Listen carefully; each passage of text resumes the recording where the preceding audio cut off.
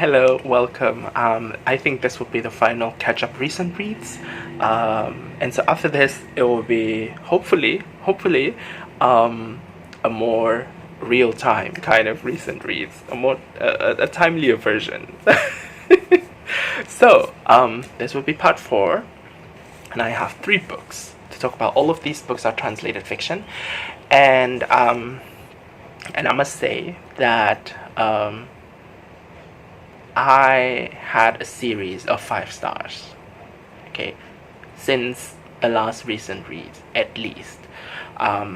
It has been a series of wonderful, delicious books, and yeah, I have much to say about these books.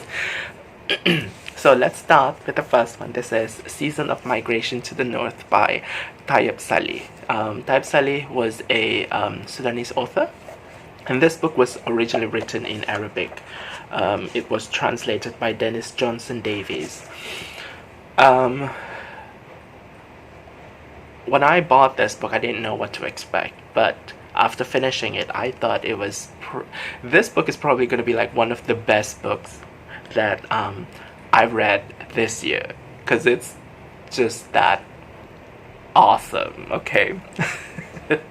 So this book is about a young Sudanese narrator who returns to his village after his studies in England. The story takes place sometime in the 1960s, and it is set in partly in post-colonial Sudan, and part of the book is also set in England. I think starting sometime in the 30s as well. So we have this narrator who returns to his village, and he is eager to be kind of like to be part of the newer generation that would produce a positive change in his country, right? Because he just returned from his studies. Of course, he's like super idealistic and all that. So he returns to his village, and he meets with all the people that he left a few years before, and then he learns that at his village there is this new guy who is like so intriguing to him. This new guy, his name is Mustafa Said, and apparently Mustafa has been living there for a few years with his wife and his 2 children. Now, the people at the village, they are kind of they're cool with Mustafa, because Mustafa, even though he came from outside, but he is also someone who presents himself as quite respectable, and he participates in the village community. Like, he gets along with the village people, and so the villagers are okay with him. They're like, they're fine with him. But they don't really know, like, exactly in detail where Mustafa came from. And this is one of the bits that intrigued the young narrator. Now, another thing that intrigued the young narrator is that, and here is where we are starting to see that this book is really filtered through his perspective, is that the young narrator considers Mustafa as someone who is like this mysterious, brooding, handsome, masculine, manly, powerful man. Like, there is something about this man that exudes so much aura that intrigues the young narrator so much. Until one evening, when the narrator sits down with this Mustafa and a few other men at the village, and they're drinking, and Mustafa, in a drunken stupor, suddenly blurts out a poem in English. And the narrator was like, okay, what's just going on? And Mustafa was like, you know what, forget about what just happened. Okay, erase that from your memory. But then, sometime after that, Mustafa actually approached the narrator himself, and he's like, okay, you know what, I like you, and I'm gonna tell you my whole life story. And he does that And so we end up hearing Mustafa's story in his own words. And turns out his story is a bit of an adventure, scandalous adventure, I would say. And sometime after he tells his story to the narrator, Mustafa pretty much leaves the village, leaving his wife and his 2 children under the care of the young narrator. And the story pretty much just develops from there. And it kind of takes this non-linear approach in narrative in which we would see the story in real time happening with what's going on at the village with the narrator, and what happens after Mustafa leaves, and the narrator now has to take care of Mustafa's wife and children, and also interspersed with chapters in which we learn more about Mustafa's history, his intriguing history. As it turns out, the intrigue that the narrator felt about Mustafa is not baseless after all, because this guy definitely had some crazy experience before that. But what crazy experience that is, you're just gonna have to read this book, because I didn't know what that what that story was going to be like, even by reading the back description. But I can tell you, it is very interesting for multiple reasons.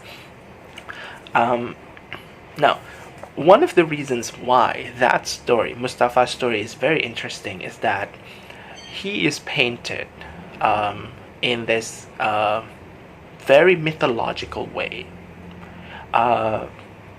Maybe it's because the story is told from the perspective of a narrator who is like really in awe of this guy. But at the same time, what Mustafa eventually does, like suddenly disappearing one day, like Avatar, kind of makes him feel like a character that feels somewhat otherworldly. Now, coupled with the fact that he had some crazy experience that he would tell the young narrator, makes him feel like an unbelievable kind of a person. Like, do these things really happen to him?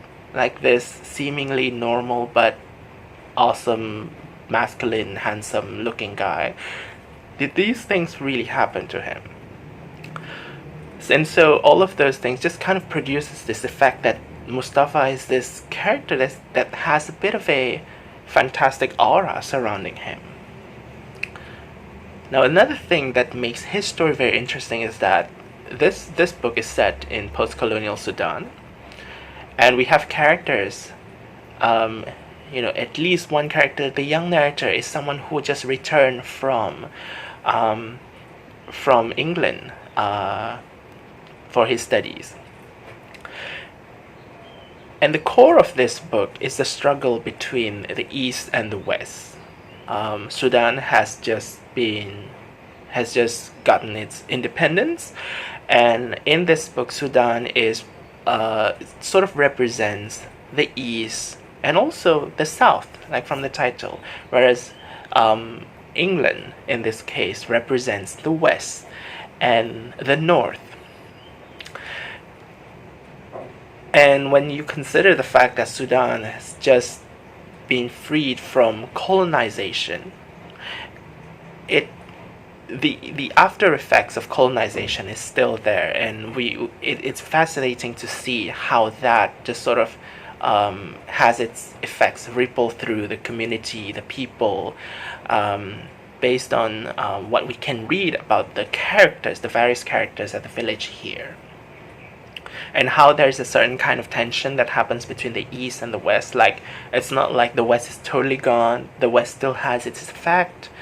And the East still, people at the East sort of has this, are still reeling from the effects of it. And we definitely see that aspect, the kind of psychological aspect happening with Mustafa when he tells his story, in Mustafa's story. So basically, without giving too much spoilers, the discourse surrounding East and West involves a lot of power dynamics, right? It involves a lot of conquering and conquest. And let's just say Mustafa's story involves some kind of conquest that happens between the East and the West. Okay, I hope that's intriguing enough for you. But that is the part that is interesting, because how Mustafa just sort of manifests this kind of this kind of story in his experience, and to readers it feels like it is some kind of response from a character that has been a part of a community that has been oppressed and colonized before. And to see this as the response to that, to see the actions of Mustafa in the story that he tells the narrator as a response to that, is to me very fascinating. And another part is that it further highlights like how gray things can be. This book does not have the black and white villain. I would say we can safely say, of course, that the antagonist in this book is, of course, colonization, the colonization of the Western powers. They are the ones that kind of, or rather that happening, that event is the thing that causes things to happen the way that they do. But at the same time, is the East totally innocent? Is the West totally horrible? Well, this book has its own interpretation of that, which I find really interesting because it makes the character feel very complex and very layered. So yeah, this book, I love it so much. I just love how it treats a particular character that has a certain presence in it that feels kind of otherworldly, but at the same time also feels kind of uncomfortable, because basically this character, and to a certain extent the narrator and the villagers, all of these characters explore the discomfort that happens between what we would call East versus West or North versus South. Yeah. So that's all I have to say about this book. If you have read it, let me know what you think about it. If you have not, do try this. I give this one 5 out of 5 stars. So I'm going to move on to the second one. This is also something I gave 5 out of 5 stars to. This is by Amélie Nothomb. It's called Strike Your Heart. I was feeling a little bit down at the time, and so I wanted something that would make me happy, that would make me give me some pleasure to read. So I decided to go with Amélie Nothomb, and it was such a right decision. It was another 5 out of 5 stars. And yeah, you can tell how I really enjoyed reading at the time, Tons of 5-star books. Anyway, this would be my 4th Amélie Nothomb, I think. Last recent reads, I also finished reading a book by Amélie Nothomb, The Life of Hunger. So this was originally written in French. The author is Belgian. And this was translated to English by Alison Anderson. And this book is a domestic fiction slash drama, in which we follow a character named Diane, who navigates her life since she's a kid until she reaches adulthood. And the main core of her story is her relationship, her strained relationship with her mother, Marie.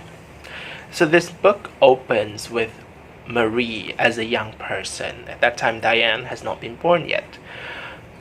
And we learn that Marie is someone who is very prone to jealousy, but at the same time, she really enjoys evoking jealousy among her peers, other girls at her school. So she's a teenager at the time, and so one of the things that she does in order to make the girls more jealous of her is that she hooks up with the popular boy at school, but that ends up getting her pregnant. And because of her pregnancy, she has to get married really young with this boy.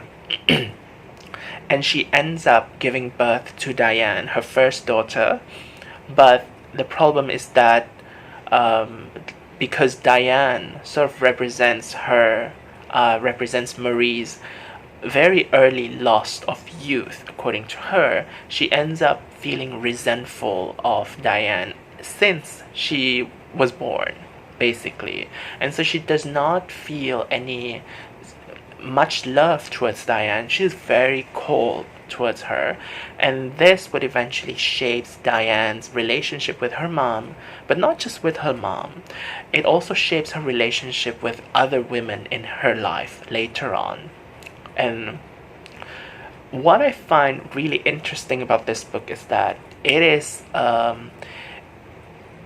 the confines of the characters that we are seeing. It is very strictly confined to these groups of women, centering around Diane. So we have Diane's mom, we have Diane's sister, we have Diane's best friend, and later we have an older female figure in Diane's life, which would predictably mirrors a kind of longing that Diane has for a motherly figure. We also have Diane's grandmother, and all of these characters are very much very well described, and their dynamics with Diane is written in a way that is very succinct. This book is short, but at the same time you can feel that the writing is punchy. It's detailed enough, insightful enough to give us how these different women just have their energies bounce off between them and Diane. So the relationship between the network of these characters is very interestingly explored, and all of that just sort of tells us how and why Diane is the way she is. It informs us on her motivation and of her hopes and dreams. Okay, the writing style is somewhat detached. I would say it is narrated through the point of view of a third-person narrator, and so unlike other Nothomb books that were narrated in the first person, this one definitely has a bit of that. It has a bit of humor, but it feels less intimate. But I think that also allows us, the readers, to kind of look at Diane through a distant point of view.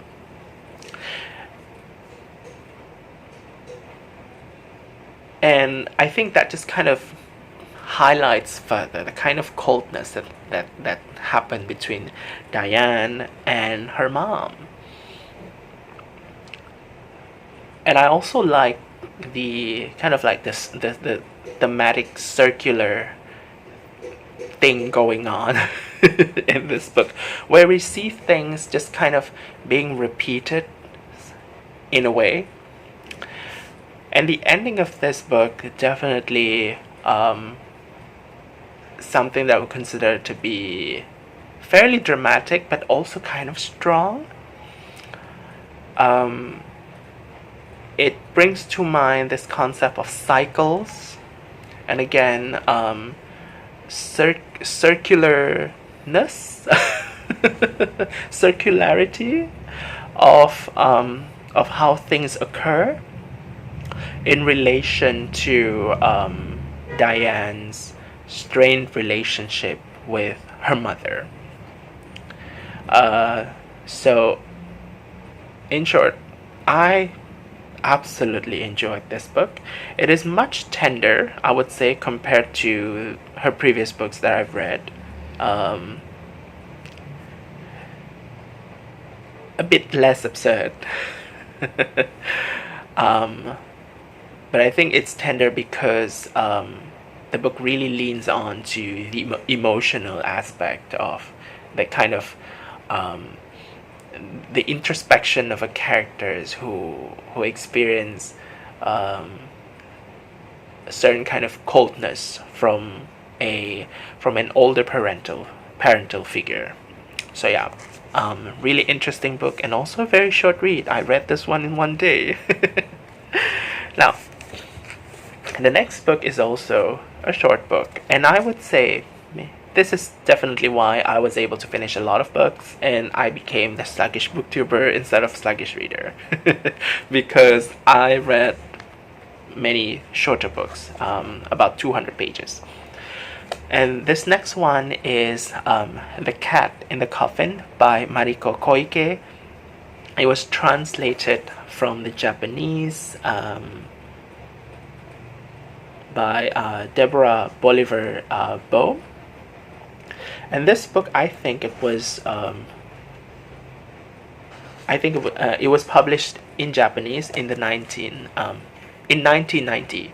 Okay, and this book is set sometime in the 70s, I believe.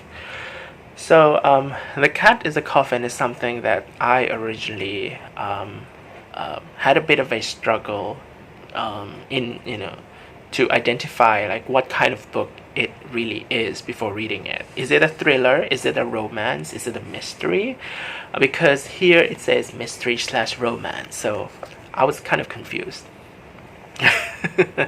But at the end, I'm just gonna say that this book is a drama. It has a bit of a dark element to it, but it is a drama, and rather the term I would use is domestic fiction again. It is cozy in certain way, but it's cozy in a slightly twisted way.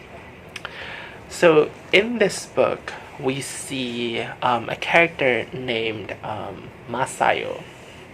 So Masayo is a young woman, and she has always wanted to learn how to paint. And one day she has this opportunity to stay as the live-in tutor of an artist's house named Goro Kawakubo. And to her, this is an opportunity because she has always been living at a small town or a village, and so this is her opportunity to live in a city with an artist who will be able to teach her the artistic skills that she needs for her painting work. But in order for her to live at that house, she would have to be the live-in tutor of Goro's daughter. So she's kind of like working as a tutor and also a nanny, basically. And she accepts the job. And for a period of time, as she is working as the tutor and nanny, she's also having some lessons with Goro, and everything is fine, right? But as time passes by, Masayo starts to develop some kind of feelings towards Goro. So Goro is this 30-year-old guy, very charismatic and attractive. And Masayo is this young woman in her 20s. And she feels that Goro has this charm, this effortless charm around women. Like, she would see Goro socializing with his circle of friends. He would invite friends over, and there would be men and women. But he is really easy with the women. And Masayo just feels attracted towards this guy. And although her position in the house is basically one in which she works there, so there's this kind of employer-employee relationship, but this attraction just sort of adds another layer of complication to her, basically. And on top of that, Goro is someone who addresses Masayo like super casually. And is he leading her on? Is he just that kind of a person who is like super casual with everyone? It was a bit difficult for Masayo to really pinpoint like where she stands, but she starts to have this hope that maybe, just a big maybe, that she could, I don't know, date Goro, right? And she's also getting along well with Goro's daughter, who has a white cat named Lala. Now this cat is an important plot device in this book. But in the grand plot, I'm not going to mention so much about the role of this cat, other than the fact that it is an important object for Goro's daughter. Anyway, so we've talked about Masayo's attraction to Goro, who is like, her boss. And it's complicated, right? But it's going to be even more complicated when one day Goro brings a beautiful woman into the house. And Masayo is like kind of disturbed by this because she doesn't know who this beautiful woman is. And she sees this woman as some kind of a rival for her, but at the same time this woman is not Goro's employee. And so obviously the kind of dynamics that she would have with Goro is going to be different, and things become really confusing to her. And this beautiful woman, whose name is Chinatsu, also has a desire to be Goro's partner. Although it would make more sense for her to be Goro's partner because she and Goro are at the same level. And the story takes off further from there. It becomes even more complicated when Goro's daughter is involved in the whole thing. And the cat that belongs to Goro's daughter would eventually be kind of like a MacGuffin that has a certain role in the story, that has some kind of representation in the story. But the story will take on a darker turn, something quite sinister. So what direction will it take exactly? Well, that's going to be too spoilery. But I think it's fair to say that because this book is narrated through the point of view of Masayo, we can see a fair bit of filtering happens in the story, especially when it comes to other characters. Like, can we totally trust Masayo's point of view, especially considering the fact that she is somewhat in love with her employer.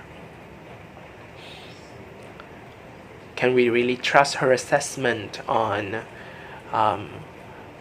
who this employer is and who this beautiful Chinatsu is, and how the daughter really sees her, right? So there's a lot of unreliability going on there, which makes it even more uncertain and gray. And the setting of this book also does not help in making things much more bright and sunny. Because much of this book, a significant portion of this book, takes place in the confines of Goro Kawakubo's house, just inside there. So you kind of feel this sense of confinement, claustrophobic in a sense. People just feel kind of trapped in there. And then at least for a particular climactic part of this book, the story takes place in the winter where it is cold. But it is not the kind of cold that is cozy, Christmassy kind of cold. It's cold, chilly kind of cold. And so you have this effect of something dark is going on. The darkness that only resides in the deepest recess of human hearts. Well, okay, maybe not that dramatic, but just a little bit, yeah.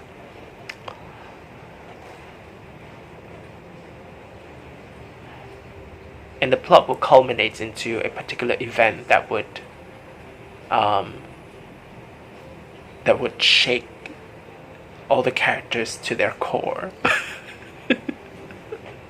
So I gave this one 4 out of 5 stars. Story-wise, it is very easy to follow.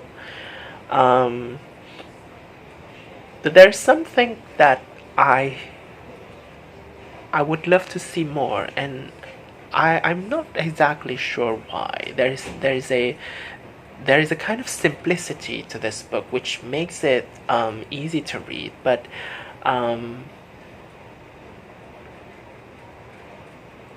there's something that I can't exactly pinpoint what exactly that is sort of lacking, but it's not like a big lack. I still managed to enjoy this book. And yeah, if you are interested in translated Japanese fiction that has a cat on it, that is not exactly like the coziest things ever, try this one. In my Goodreads review short comment, I said that this book is kind of cozy in a way. So yeah, it's cozy, but it's cozy in a dark and twisted way. So maybe that description will make you feel interested in reading it. But yeah, altogether I got very nice books in this recent read. So that's all for now for this particular recent read. Usually I would end with what I'm currently reading right now, so let me just pause this video. Okay, so before I talk about books I'm currently reading, let me just mention quickly books that I finished that I will talk about in a future recent read. So the first one that I finished was Children We Never Had by Malaysian author Nadia Khan. This book is something. And then I also finished reading a memoir by Xiaolu. This is called 9 Continents, a memoir in and out of China. This was a buddy read with page turners with Katya. Okay, so those 2 books were the books that I finished. And books that I'm currently reading right now, I have a bunch. So I'm not sure if I still consider this one as currently reading, because I have told my buddy readers who have finished this book that I'm not sure if I want to continue it. but at the same time, I also kind of want to continue it. This is The New Wilderness by Diane Cook. I'm pretty sure you guys are tired of hearing me talking about this book. As my current read. I'm also currently reading The Return of the Native by Thomas Hardy. Down Among the Women by Weldon. And this one is an interesting one because, you know, I'm really enjoying this book. I love this book so much right now, but I'm not reading it at this moment because this book just makes me so freaking depressed. This is Väinö Linna by the author's name is Väinö Linna, and this book's title is Unknown Soldiers, translated from Finnish to English by Liesl Yamaguchi. It's an anti-war book. It's a Finnish classic. It's awesome, wonderful. I'm like 30% into this book, but it is so depressing right now. Oh my gosh, I'm not sure how I can read this book because I really want to read it, but it's just so fucking depressing, okay? I also started a short story collection by Alice Smith. This is The Whole Story and Other Stories. And this one is mainly because I wanted something cozy, and I know that Alice Smith would give me something cozy. I just got this one recently. This is by Irina Ratushinskaya. This is called In the Beginning, The Formative Years of a Dissident Poet. This is a memoir by a Russian poet who was, according to this description, who was only 28 years old when she was imprisoned for her poetry in a Soviet labor camp. So this book was written in Russian. It was translated by Alyona Kojevnikov. I'm also reading this beautiful looking novel named Frost in May by Antonia White, which is about a girl in a Catholic school, in a in a convent school, Catholic convent school. And finally, last but not least, I have this translated fiction from Malaysia, translated from Malay. This is called Blessed Mouse by Hassan Ibrahim, translated to English by Suzelina Sakian. And this is kind of like, I would say, brief description would be Animal Farm, but Malaysian. And apparently it was published sometime in the 70s, so it was like something that was already published a while ago, and I've just heard of it. But then again, many of the books that I discovered under the translation agency here in Malaysia were kind of books that were published like a while ago, but it's not very popular even in their current Malay form. Like, yeah, basically that's kind of like how things feel right now in Malaysia. Anyway, those are the books I'm currently reading right now, and I'll see you again in a future video. I'm not sure what that is going to be like. I have been tagged by a couple of booktubers and I still have not done that, and maybe I'll come up with some things. Or maybe it's just gonna be like a recent read. Anyway, that's all for now from me. I'll see you again in a different one. Let me know how you feel. Let me know what you are reading. Of course, you can also let me know how you feel. Yeah, what are you currently reading right now? Have you read any of these books that I mentioned? What are your thoughts about them? How your day has been? What's your favorite food? Anyway, see you again. Bye.